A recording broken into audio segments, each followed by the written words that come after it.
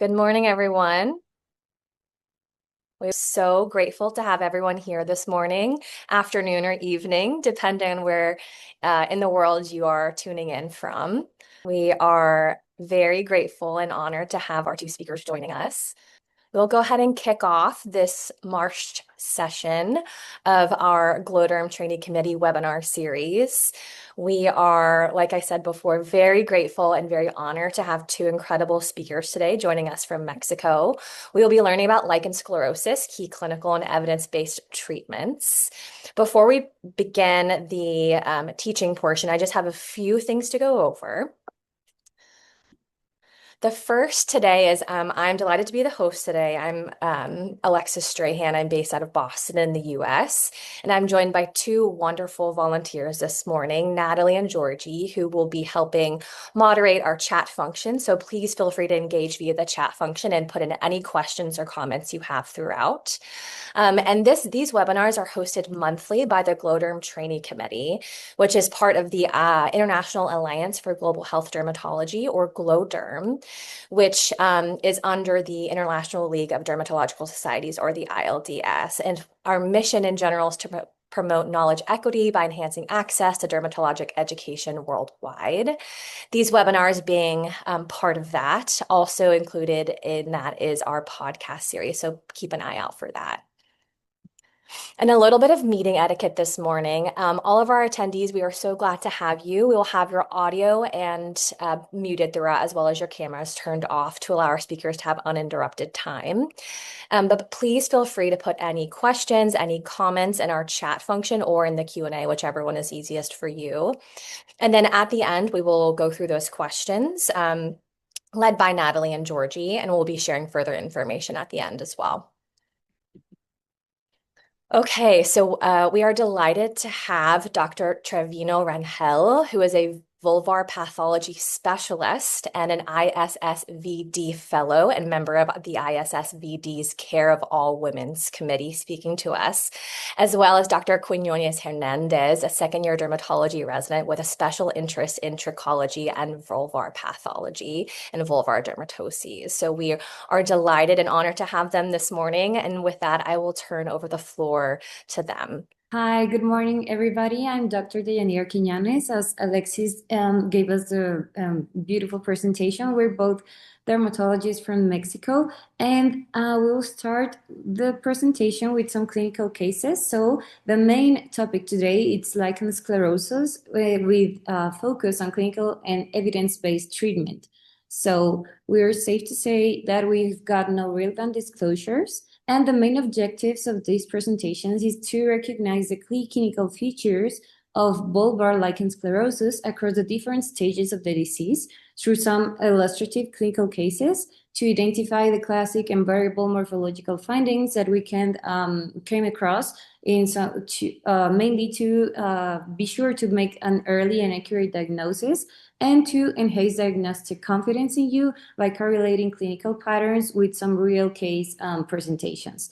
So let's start with the session roadmap. The first case it's about a 27-year-old that was referred by her OB-GYN. The second case, it's a little bit more complicated case for about a 78-year-old woman with a 4-year history of bulbar pruritus and burning sensation. Case 3, moving on to a 26-year-old woman also with bulbar pruritus and multiple treatments for yeast infection without any response to those treatments.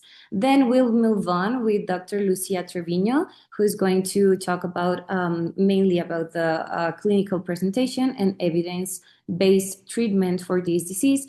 And as Alexis shared with us, we'll end up with some Q&A. So, what are the main clinical features of lichen sclerosus?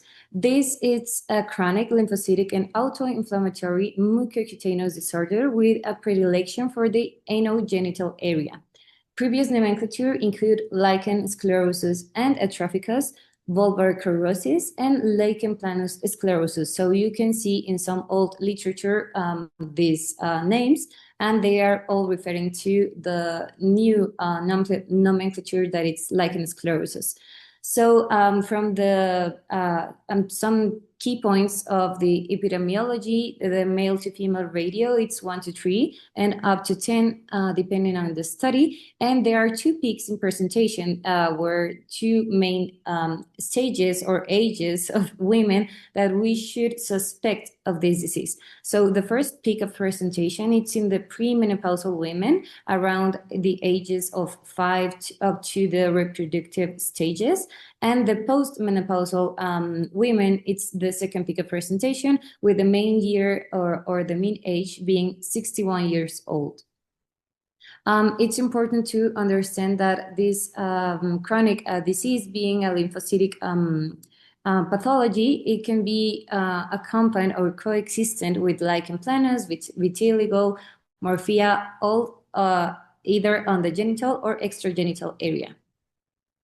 So the main reason for consultation for these patients, it's itching or pruritus on the external genital area that does not improve with scratching. This one, it's a really main concept that we want to make sure we all get in this presentation, that it will not improve when women or when the patient scratches or tries to relieve the itchiness by scratching their skin.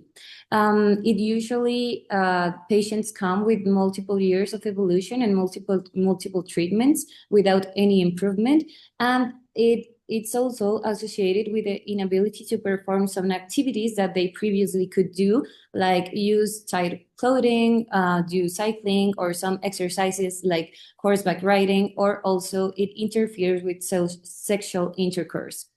So the main symptoms are incessant and are unrelenting itching, pain or tingling sensation, burning of the skin, skin fragility with some blood, or so it's easy for them to scratch and get some bleeding.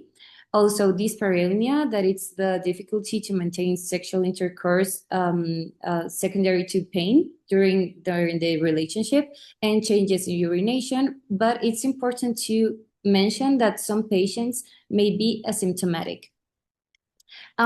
This is a relevant topic also in pediatric patients. It's really important for us to ask about constipation, pain during defecation, or perianal scratching, because as Dr. Treviño will specify to us later on, in children or in girls, the main presentation starts around the perianal area.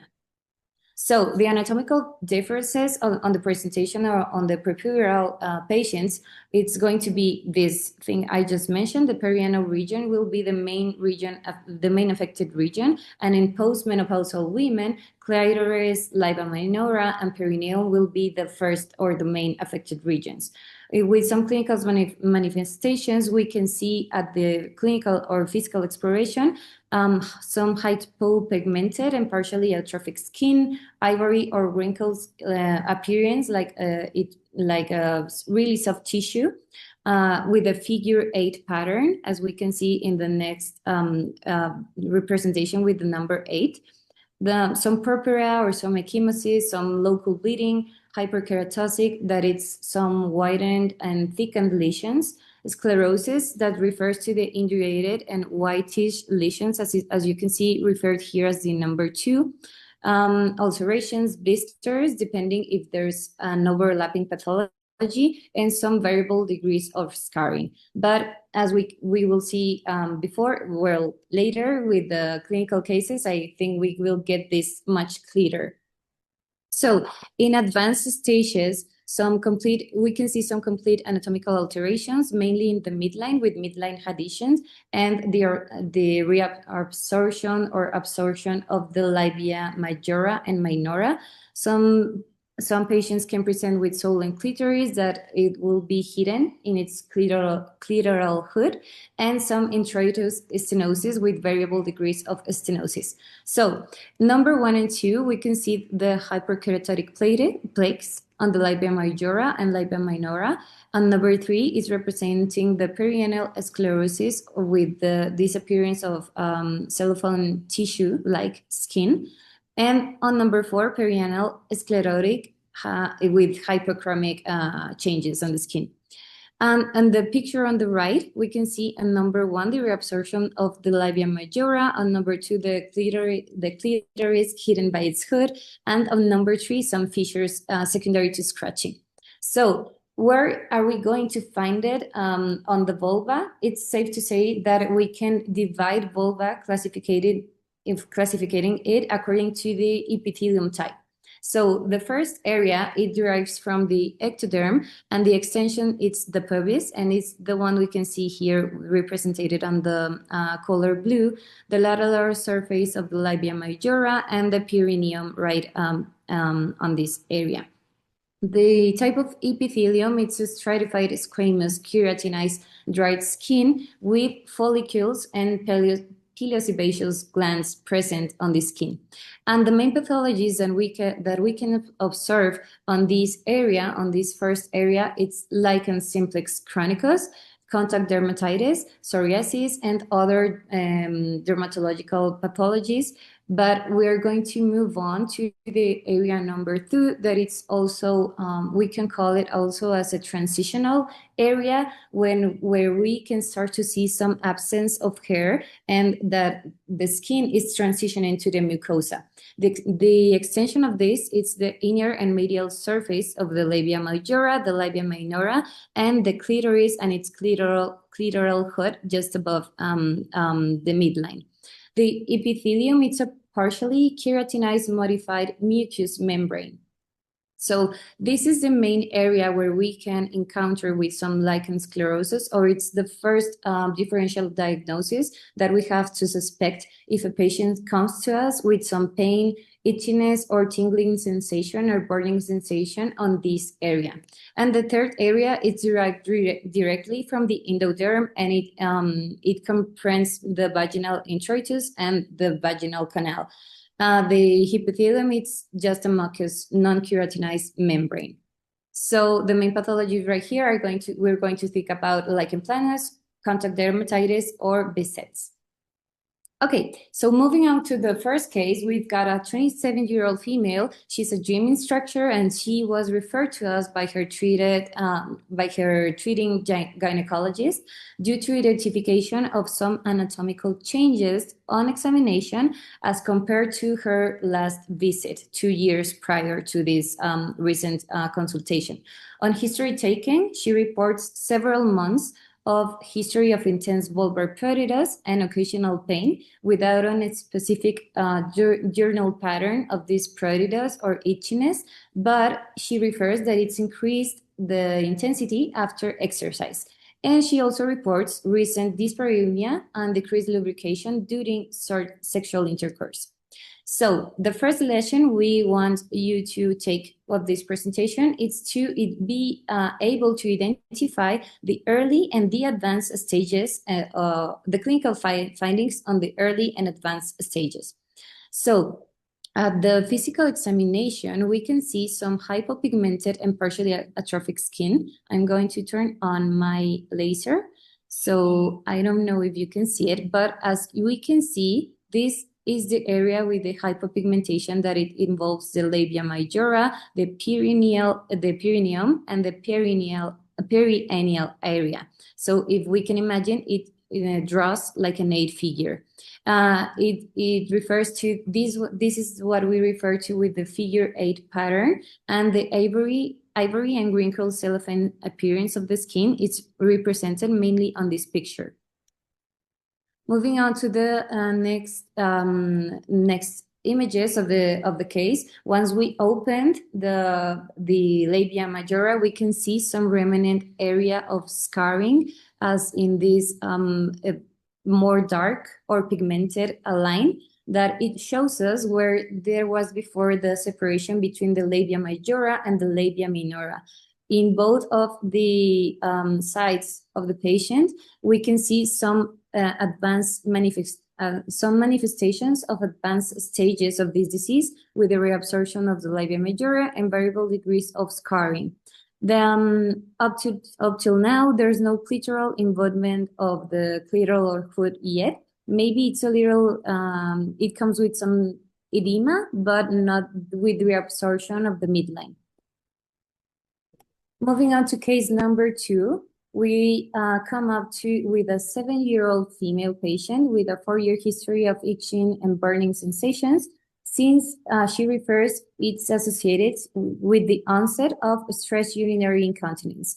The itchiness is predominantly nocturnal, and she has a history of 25 consultations with different dermatologists, and one of them made the clinical diagnosis of lichen sclerosus, and she just wanted to be sure that she had that diagnosis because even she has received multiple treatments, she hasn't had any improvement with any of them.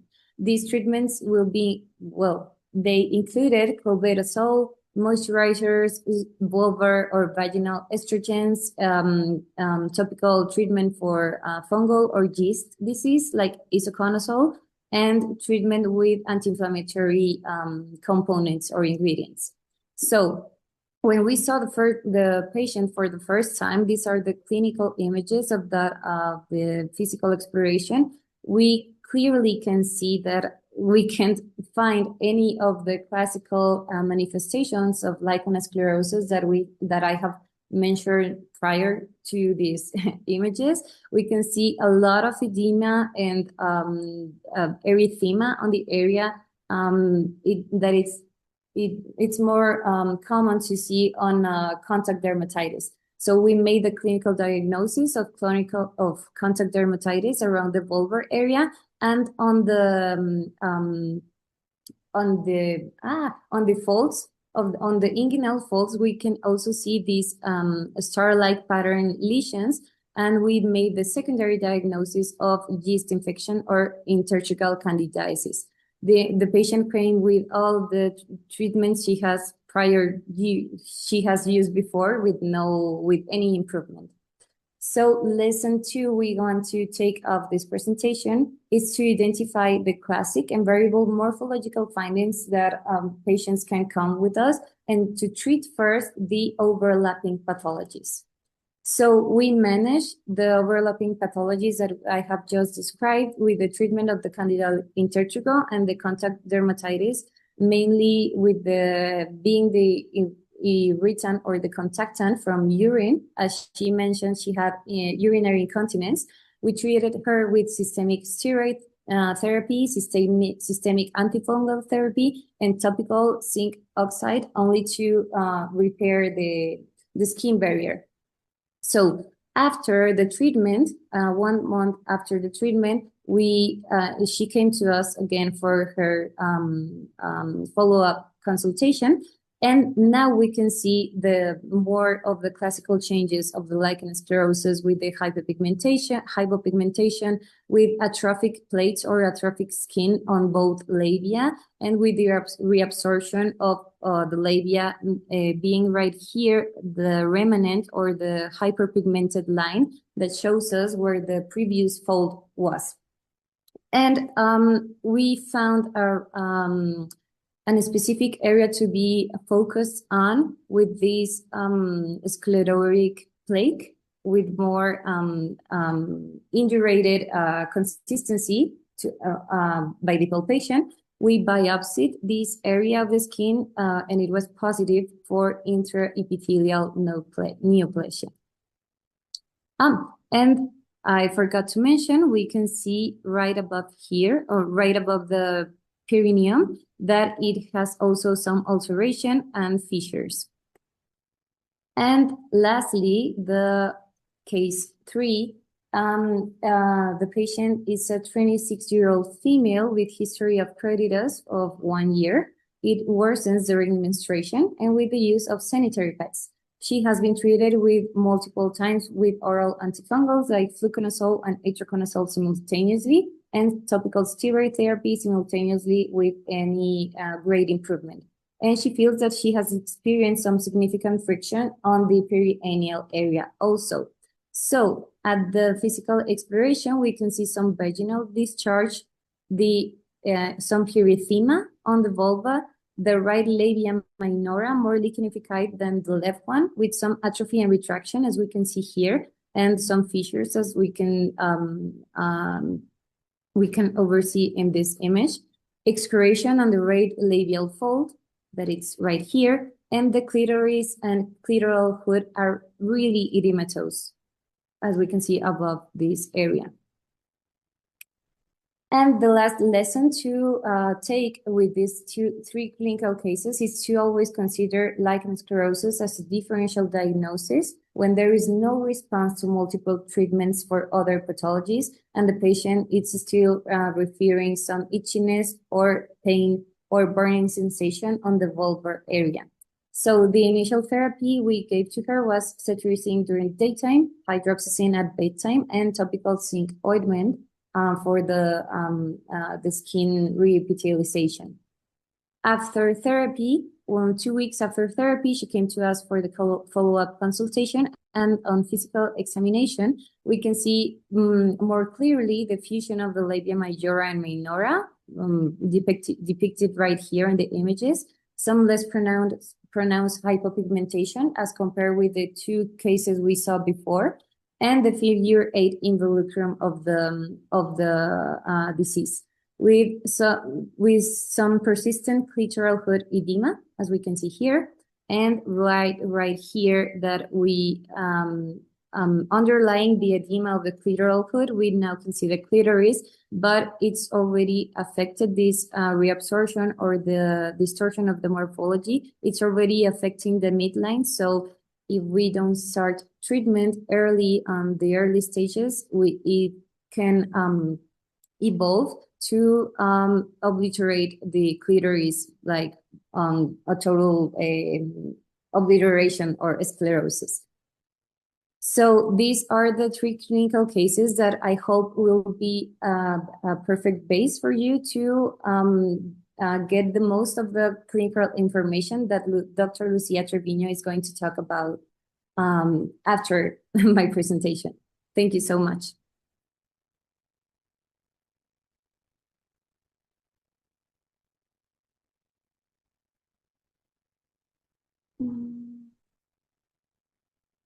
Okay, so I'm going to stop sharing now. And Dr. Lucy, I think you're up to share your screen. Yes.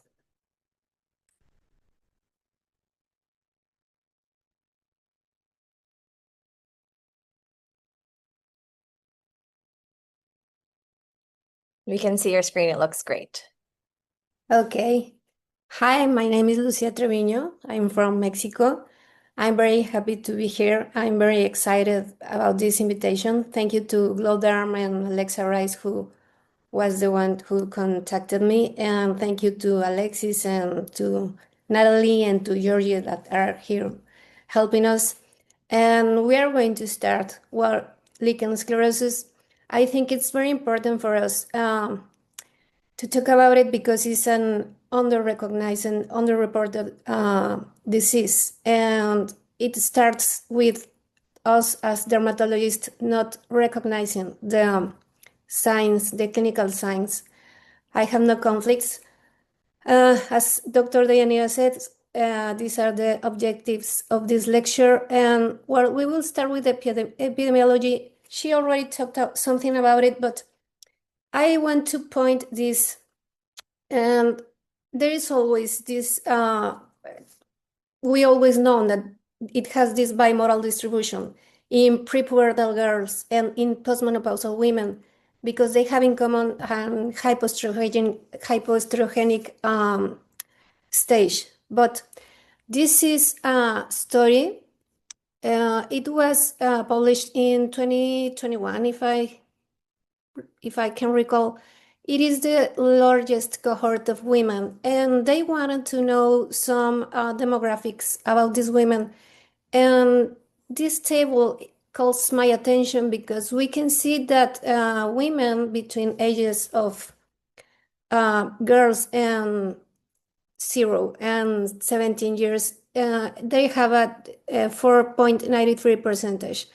And if we go with women that are young women and women in her fertile ages and women in pre-menopausal stages, the numbers go higher. So this kind of says of contradicts the saying that only prepubertal girls can have it. And I just want to point this because we are going to talk about this later. Okay, as Dr. Deyanira already said, it's chronic, it's relapsing, it's progressive if untreated, even when asymptomatic. So we can see these patients, she's a very young woman with loss of architectural.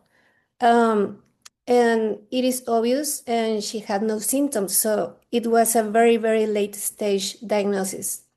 And we have this woman that came to my office like for 3 years complaining about everything. And after 3 years, she says that she has always had been itchy in her vulva. And we found this, and this is an squamous cell carcinoma related to lichen sclerosus. Of course, there is a higher risk of having squamous cell carcinoma with long-standing disease and with poor adherence. There is a lifetime risk and about 2 or 5%, depending on what you read, but there is always the risk of squamous cell carcinoma, and our goal at the end is to prevent this disease. Okay, pathogenesis. There are two parallel processes, and there is a lichenoid tissue reaction and a dermal sclerosis. It is a little not easy to understand, but you have genetic predisposition, and there is a viral disruption and triggers like chronic friction, dysbiosis, and there is at some time this trigger that leads to T cell inflammation, and this T cell inflammation leads to activation of cytokines, and this leads to dermal damage, and this goes and leads to fibrosis, and with loss of elastic fibers and with this innate immune activation, it leads to a self-amplifying loop. And this goes on and on until we have a field of cancerization. And this is very important because we have to know when we treat patients in what stage of this chain of inflammation it is working. Okay, we already saw that they can be very symptomatic to asymptomatic until a yeast infection irritates, and they go to see her doctor. They have pruritus. It doesn't get better with scratching, as Dr. Deyanira says. They have pain from erosion, dyspareunia, dysuria, and constipation in prepubertal girls because they have pain with evacuation. So they try not to evacuate and they start to retain. And there goes the constipation, and nobody asks what is that happening, and nobody suspects of lichen sclerosis. That's what happens in little girls. So it have an H-shape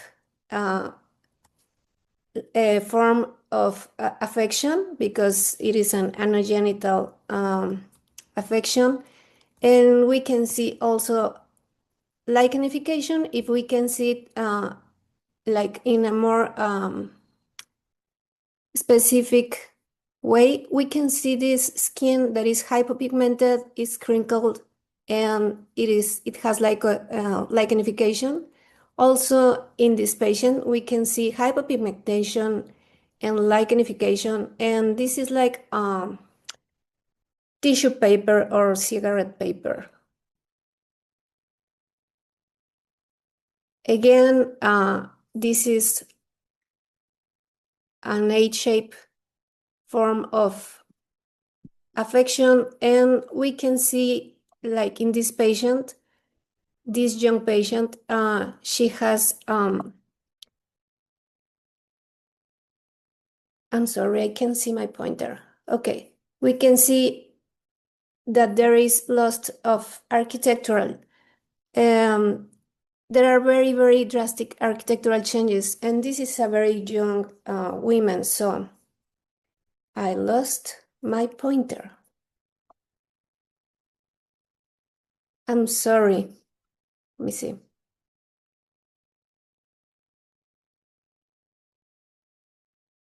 I'm sorry. Here is again. Okay, we can continue. We have lost of architecture. She doesn't have labia minora. She has like this post-inflammatory pigmentation. And let's go with the next slide. Okay, we can see on physical examination also clitoris hood adhesion, and like for example in this patient, we don't have any clitoris, and this is the middle line of the fusion of the clitoris hood, and she also doesn't have any labia minora. It was reabsorbed in totally. And in this patient, we can see again adhesion of the clitoris hood, and she lost her middle line because it is more fibrotic in her right side, and she has lost of the middle line. Also, this patient, we can see this labia minora going to the other side because of the adhesion and because of the lichenification and fibrosis. And we can see that the clitoris hood is attached to the clitoris. And this is another example of clitoris that is attached to the clitoris hood. Okay.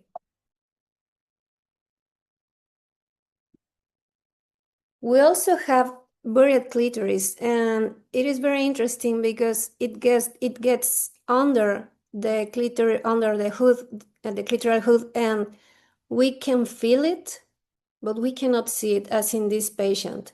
This is a post-inflammatory line where it used to be the clitoris hood, but it has adhesion, and this is a post-inflammatory pigmentation, and I wanted to show you that this is a remain of a labia minora. She doesn't have labia minora here or in here, but this is the remaining labia minora, and this is not going back with treatment. We have to tell the patients that the loss of architecture, it stays. This is another case of a clitoris buried under the clitoral hood. This is a teeny tiny hole where when you can see that this is the line of fusion, but this is the only thing we can see. Again, these are post-inflammatory lines where the labia minora were supposed to be. This is a very late stage for a very young woman. We can see just this little triangle here, and it is supposed to have the clitoris under the clitoral hood, but it kind of disappeared out all. And of course, she doesn't have labia minora. And this is another case of a very young woman. She has a total fusion of not even the labia minora, the labia majora is also got fusion here. And this is a remain of labia minora, but we cannot see even the clitoral hood or the clitoris under the clitoral hood. We couldn't feel it on the physical examination.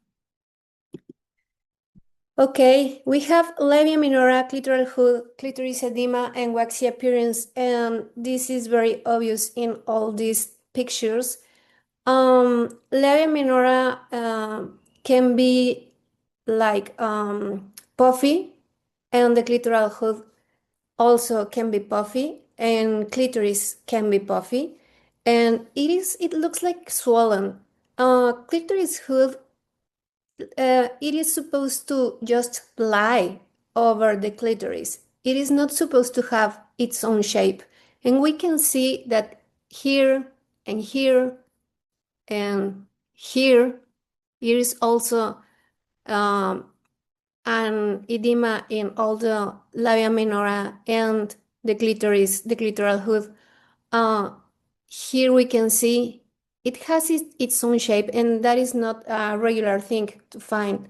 So we can see that this is a swollen labia minora. This is very, very swollen labia minora. And these are signs that we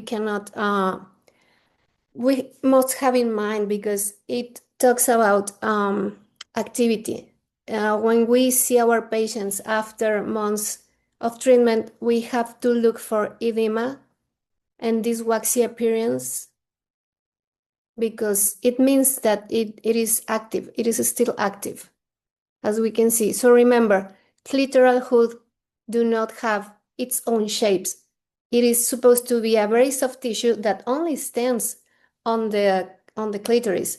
And if you see that it has its own shape, it means that it is swollen. It means that it is active.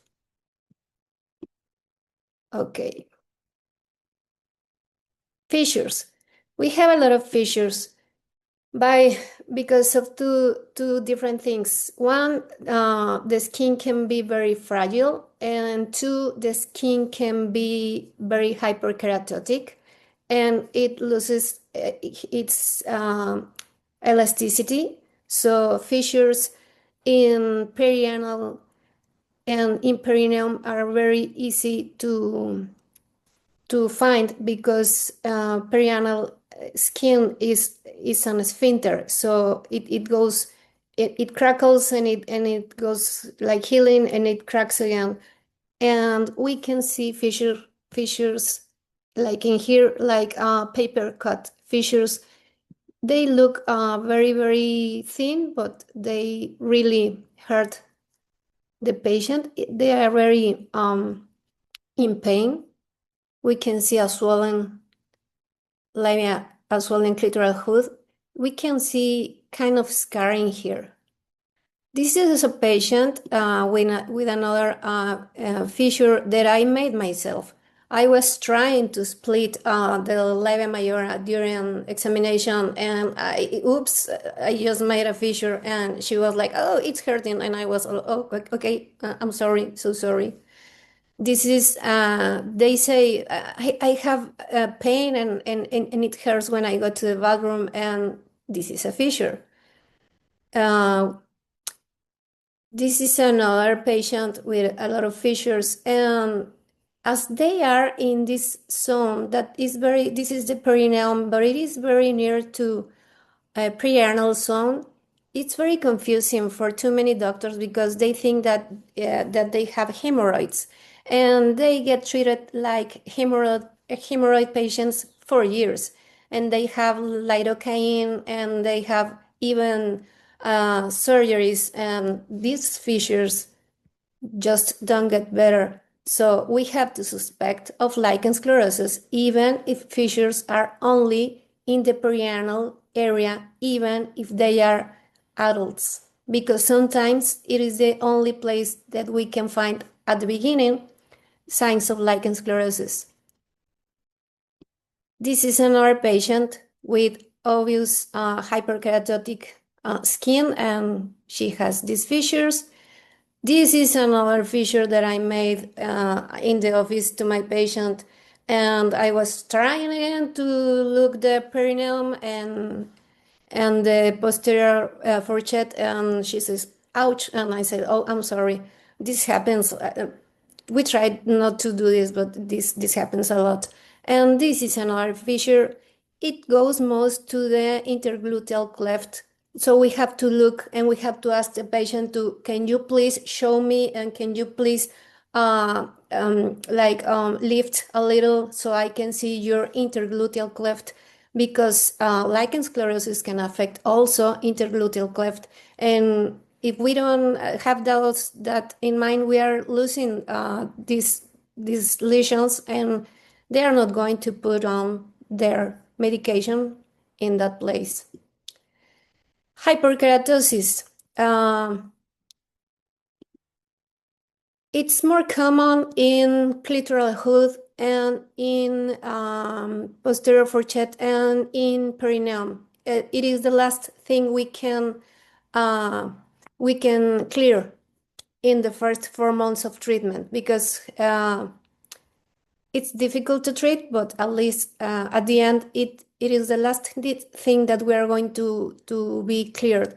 So we have to tell the patients that they should be patient with the treatment, because this kind of hyperkeratosis is difficult to treat, and this is a patient that I have for more than 7 years, I think, and she developed this hyperkeratosis in her perianal zone, and she also has skin tags from hemorrhoids. And I was treating her, and then I was giving her, okay, you are not in a management stage. You are going to be treated as a first patient, and again, daily clobetasol and with calcineurin inhibitors, and I gave it a chance to clear. So I had to make a biopsy here, because when you see these plaques with hyperkeratosis and they don't clear, you have to suspect of squamous cell carcinoma. This is another patient with hyperkeratosis and also a fissure. And this is a very young patient, 28, 27 years old. And she began 8 months before with a fissure that never healed in 2 months. And then I made a biopsy, and it was reported as lichen sclerosus. And then she developed this hyperkeratotic, not so hyperkeratotic plaque, but it didn't heal. And 8 months later, after her diagnosis, it was reported like intraepithelial, like a vein, vulvar intraepithelial neoplasia. So I had to send it to the oncogynecologist, and this is another example. We have ecchymosis. These are very obvious areas of ecchymosis, because skin is very fragile and they scratch a lot. But when we have girls with lichen sclerosus and we have ecchymosis, it can be confusing, because we can suspect of sexual abuse. So we have to have that in mind. And it is not always sexual abuse. It can be lichen sclerosus. Okay, and this is what I was talking about. We see that epidemiology, and we always have in mind that prepubertal girls and postmenopausal women, and it happens a lot that we have a patient, I don't know, 23 years old, 35 years old, and she is in a lot of a lot of pruritus, and it is very often that gynecologists said, oh, it is yeast. You can have this treatment, and they treat it as yeast for too many months or years, because they don't think about lichen sclerosus. But I want to tell you, I wanted to remember this slide, because this is a patient, 23 years old. She had 3 years with the diagnosis of pruritus Annie. And when I asked her if she had problems with constipation as in her childhood, she said yes. And this is a very, very late stage of lichen sclerosus. And this is very bad news, because the more time you have lichen sclerosus, the more time you the more risk you have at developing squamous cell carcinoma. This is another case of a 26-year-old asymptomatic patient. You cannot believe that nobody saw this. She already had a young baby, and it is incredible that nobody saw these incredible architectural changes. That means that we are not used to see patients with lichen sclerosus and to think about lichen sclerosus. This is another patient, very young also, and 20 years old. She was asymptomatic, and she also had constipation and fissures in childhood. And this is another young woman. And sometimes lichen sclerosus, it begins in childhood. It gets relapsed during adolescence, and it comes back, and it sometimes it comes back after puerperium, like in this patient. We can see, we thought it was a regular patient, but it is the one that I show you that it has fusion, and she only have this remain of labia minora. And it's very important for us to keep in mind and to keep in our radar that lichen sclerosus can happen at any age.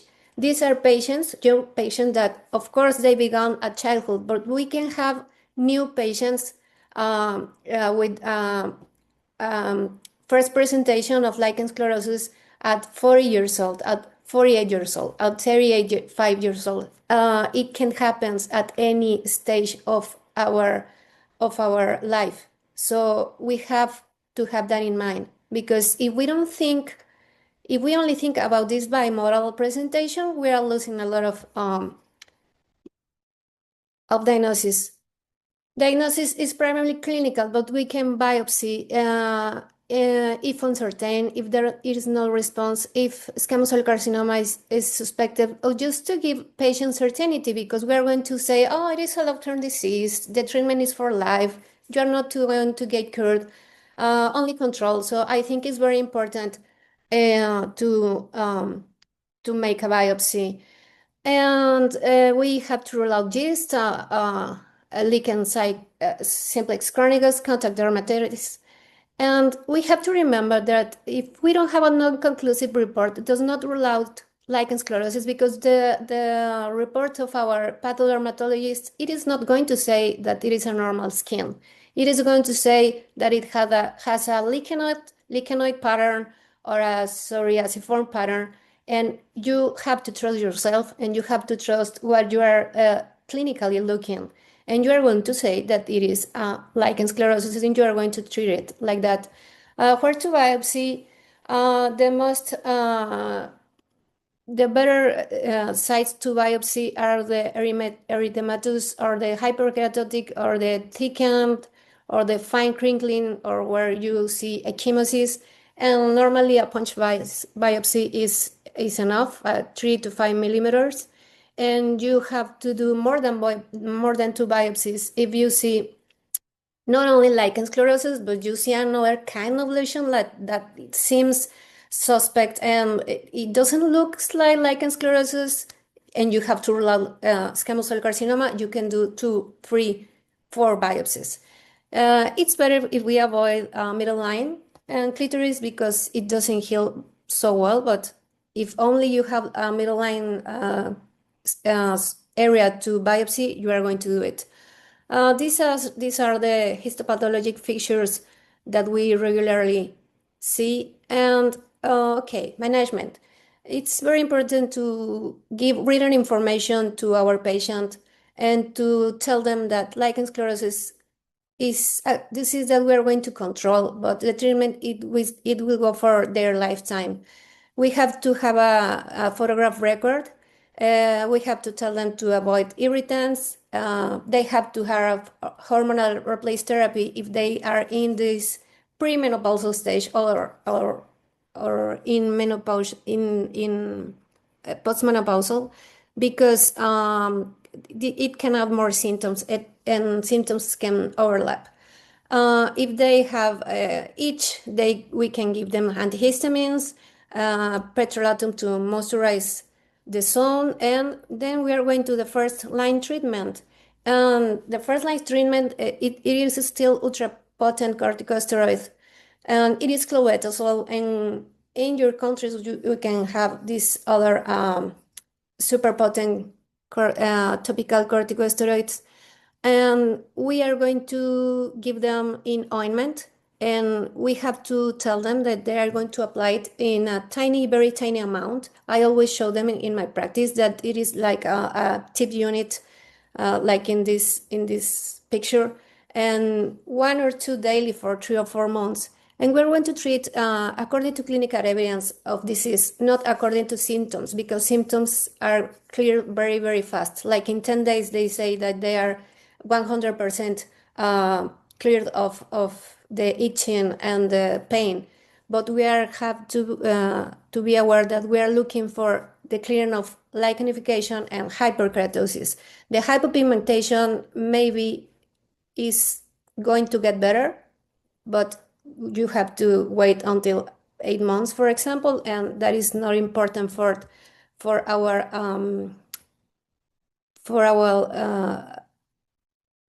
physical examination at the moment of saying if it is getting better.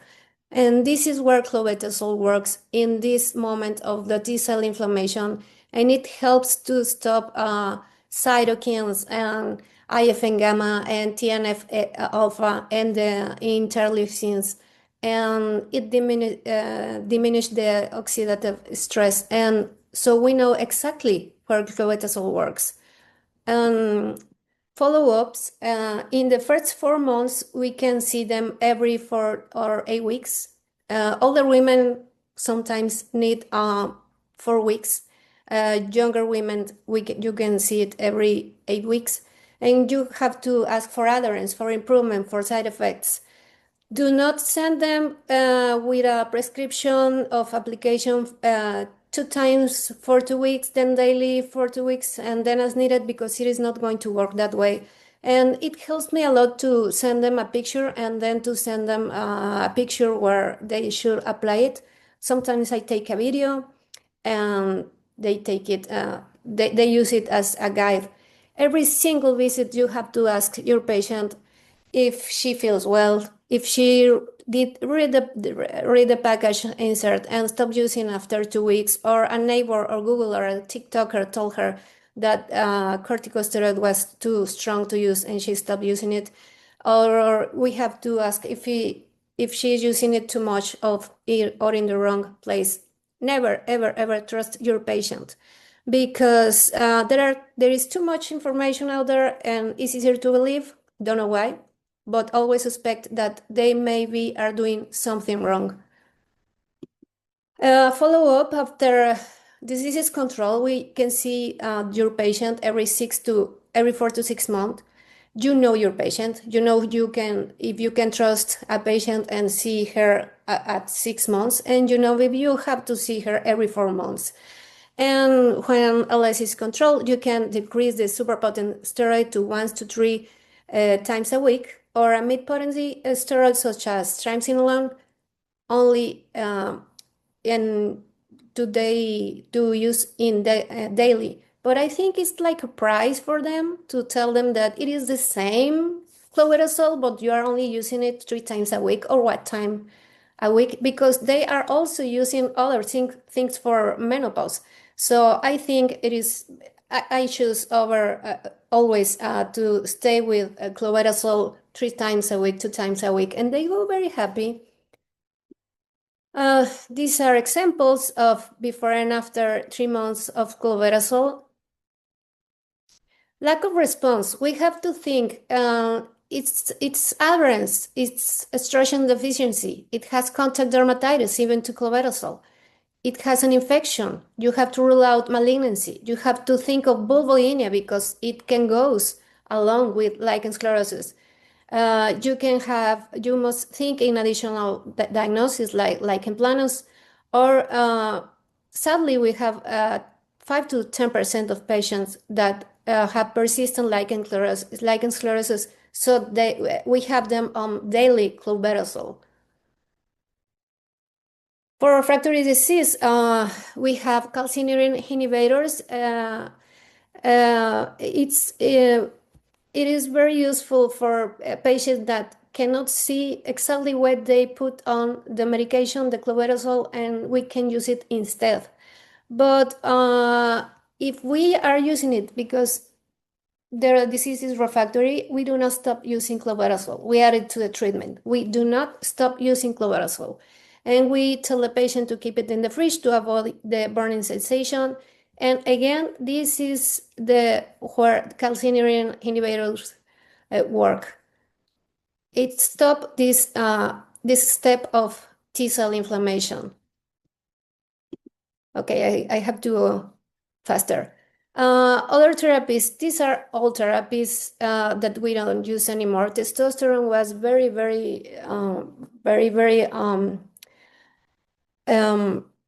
popular in older days, but this is like very old school, so don't use it anymore. And these therapies are not better than first-line therapy. New therapies, methotrexate, it's better for extragenital disease or general lichen sclerosus. And we have very limited high-quality evidence, but if you are going to use it, it is recommended to use 10 to 15 milligrams per week. And we often combine it with topical corticosteroids. And this is where methotrexate work. It helps to stop the T cell proliferation, the fibroblast activation, and the interleukin 17 and the Th17 differentiation. So it works, but it is like a third kind of line of treatment. Emergent therapies, we are not going to talk about this because there is early evidence, still in investigation, and there are small studies with limited evidence. We don't have RCT studies to say that this is working. We don't know at what stage of inflammation it stops the inflammation chain that leads to squamous cell carcinoma. These are other therapies, again, small studies, insufficient high quality evidence, and their role is not established yet. So why to use them if we don't know where is working? Okay, conclusions. The overwhelming majority of women with lichen sclerosus do well with a super potent topical corticosteroid when used for an adequate duration. So always suspect that they are not using it well when it is not working. Most failures are due to other factors, as we said, and we have to suspect bad adherence, infection, vulvoria, or even dysplasia. Tacrolimus and pimecrolimus are generally added when TCIs are not working, but they are often not tolerated. You have to have that in mind. Newer therapies are very popular, especially with women on social media, so we have to be aware what they are having. TikTokers and these people that influencers are talking about new things and natural things, and you know what I'm talking about. In doubt of new and different lesions, always biopsy. Our goal is to prevent squamous cell carcinoma with the best evidence-based treatment, and so far it is still clobetasol. This is our main goal. So clobetasol is the first-line treatment.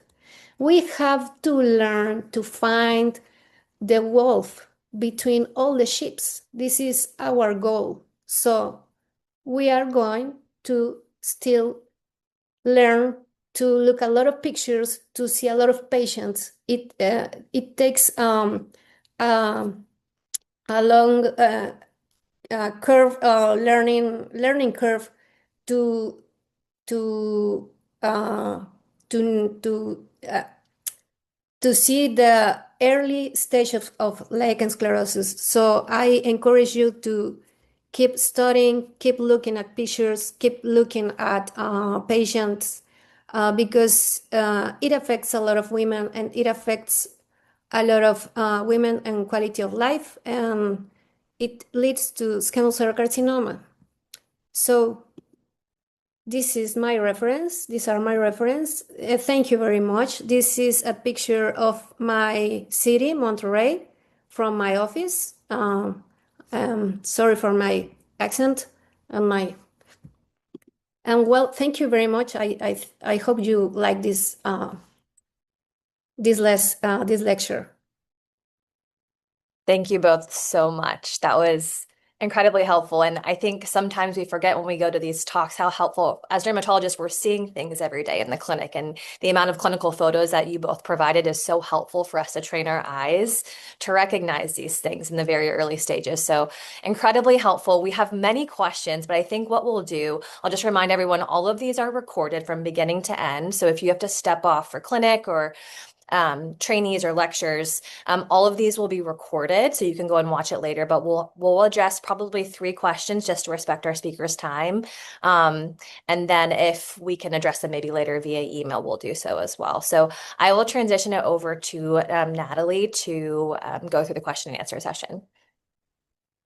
Yeah, thank you so much for both just such wonderful presentations, learning a lot from you guys. So we'll go ahead and begin with the first question. And that is vaginal discharge due to lichen or some other infectious pathology? Vaginal discharge is for other pathology. You can have physiologic vaginal discharge.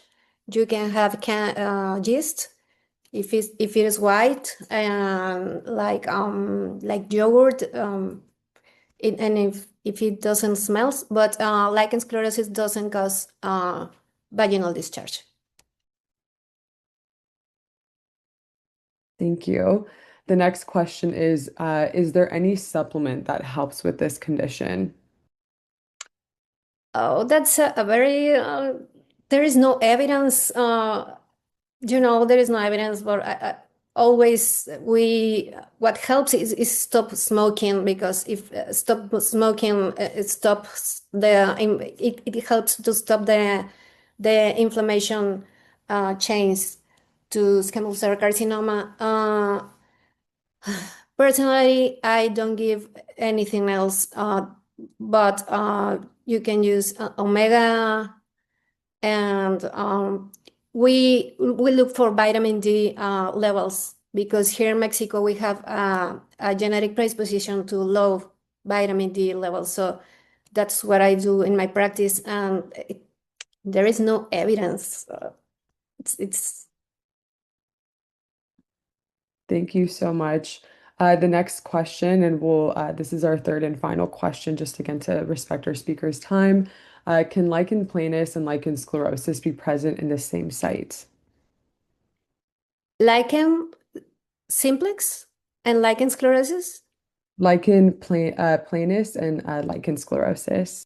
Yes, we mostly you can have lichen sclerosus in the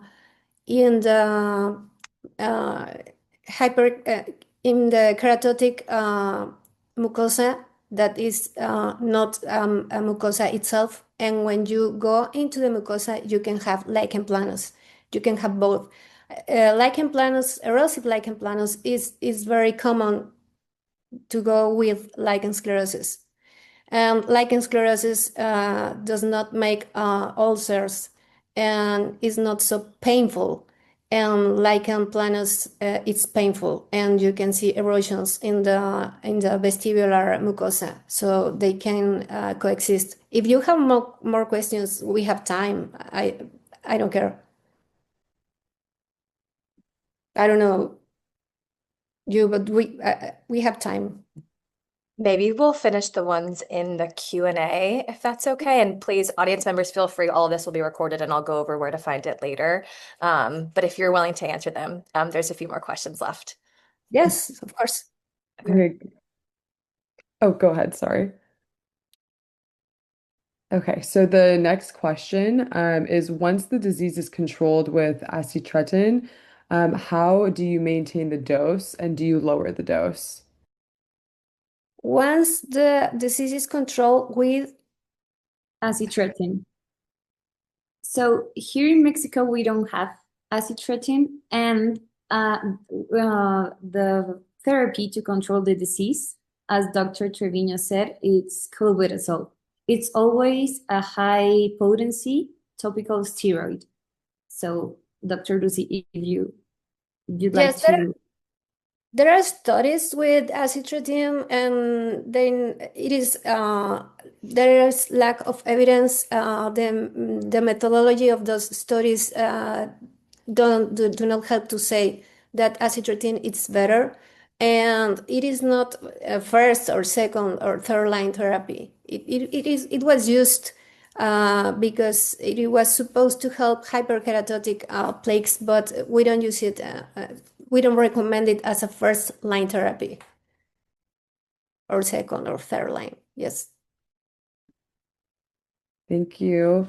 The next question is, what about side effects of super potent topical steroids and their use in the long term? Oh, that's a very, very good question. There is a study, it was published in, I think, 2018. I don't remember, but this is a study made in the United States, and they have like 540 patients. And it was a prospective study, and they gave them clobetasol, and they gave the same indications for every patient. And they found along 5 years that the patients that went with their treatment, as said, didn't have side effects and did well with the lichen sclerosus, and the group that it was kind of 50-50. The group that didn't use clobetasol and that were had a very bad adhesion to the adherence to the treatment, they did the percentage of 5% having squamous cell carcinoma. What we must do is to explain them that they have to put a very tiny amount. And I always show them in a model that I have of a vulva where to put it. And I always tell them that 30-gram tube must Be use enough to. be enough for 3, 4, 5 months, and you can't make a hole with um, a Like a stick, needle. like with a needle, for example. So you can have only a little amount, and you can use it amount per amount to cover it. Because if you apply too much, it spreads, and there are going to be side effects, but in the inguinal cleft, not the vulva. For the vulva itself, we always say that it is very Resist or not. resistant to steroids. You do nothing with low potency steroids in the vulva. So So I would like to add really fast the second case that we saw. The patient had a complication of yeast infection on the inguinal folds because she was using wrong the clobetasol that was given by the prior dermatologist. So she was using a lot, and she was using it multiple times a day instead of twice a day, and she was using it on the inguinal folds. So it's really important to be careful with this amount, the right area of the application, and the just twice a week when we are at the stage of controlling the disease. And as Dr. Treviño said, once the disease is controlled, we can lower the dose or the frequency of using the clobetasol. And yes, the skin of the vulva area, it doesn't have a risk of atrophy or stria as other areas of our skin when we use high potency topical steroids. Another thing, if you have lesions in the intergluteal cleft, you must pay attention there because it's skin against skin, and it has this more absorption. And then you can say to patients, okay, in the vulva, it is going to be every day, and in the clitoral, in the intergluteal cleft, every 3 times per week. You have to pay attention to that, because it can be a little risky there to have a little atrophy, but atrophy against squamous cell carcinoma, I think it has, you have to see the pros and the cons. Thank you so much. And for our final question, the final question asks, what kind of cleansers and moisturizers do you recommend apart from corticosteroids? Oh, okay. We recommend do not use soap in that specific area.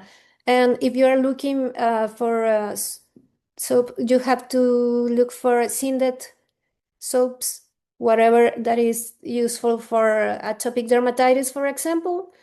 I love that kind of cleansers, and I always tell them that they can use it in mons pubis and in the inguinal folds, because it's like another like a place with a lot of sweat, and in the perianal zone, but they are not going to use it in the vulva.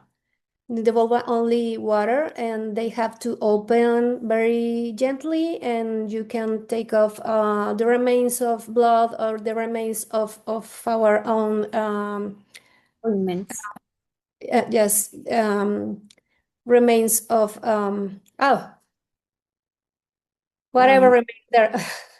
It goes it goes, but you can do it gently, and you don't put soap in the vulva. It is inguinal folds and perianal skin and mons venous skins.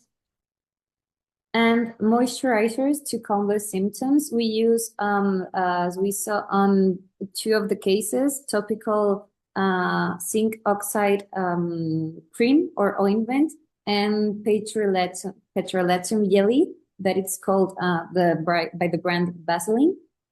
So those are the 2 that we recommend for moisture, right? Right. Perfect. Thank you guys so much. I am going to share our final slide. Make this bigger for everybody. Okay. Thank you both. We are so grateful, so honored for you sharing all of your wisdom. This session today will be recorded, and it's going to be available on our Glowderm YouTube channel. That should be there in the next few weeks. So if you want to rewatch, which I will be doing as well, to write down these pearls and tuck them away, that will be available. Please feel free to follow us. We're on various forms of social media, Facebook, Instagram at Glowderm Alliance, to keep up to date on our next webinar, which we'll be doing in April. Thank you everyone for joining, and hope you have a wonderful rest of your day.